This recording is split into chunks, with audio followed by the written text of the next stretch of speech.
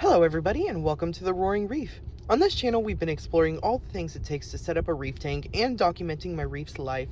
And today we are going to be doing something that has been a long time coming. We're going to be setting up our tank's lid. And I know what you're saying. How are you only getting around to this now? And to that I say, blame Amazon. They lost my package and I had to get a refund and reorder the lid.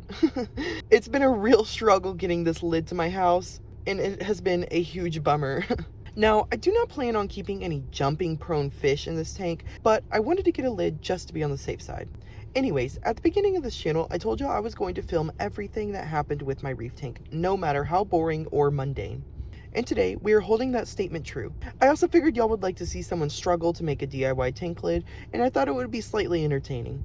But now, without further ado, 2 weeks after I ordered it, ta-da! Here we have the SafeNet DIY tank lid by Innovative Marine. They're a great company, so I figured this one would be great to use.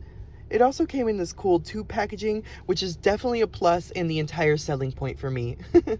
I'll link this product and everything that I use in the building of this video in the description if you would like to check it out. So let's get to unpackaging this bad boy. It came with a lot of stuff, including this railing, some clips, and this mesh. And I was honestly really surprised by this screen mesh.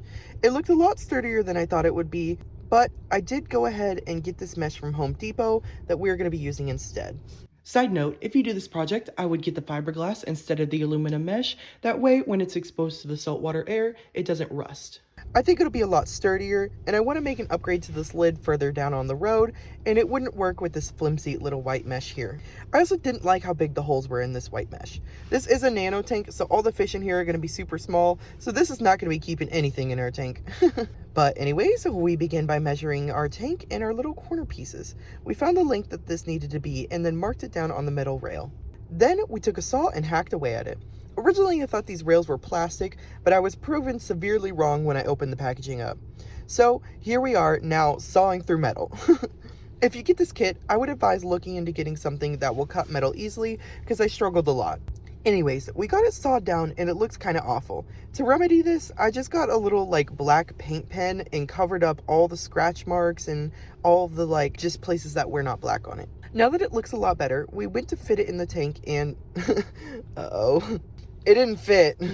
We had to remeasure and take it back to the sawing board. We shaved it down and after 2 more attempts, we finally got it to fit. Now that we had this in place, we made 1 more for the back, and once we had messed that up several times, we got that one to fit as well. Now that we had the front and the back ones done, it was time to tackle the sides.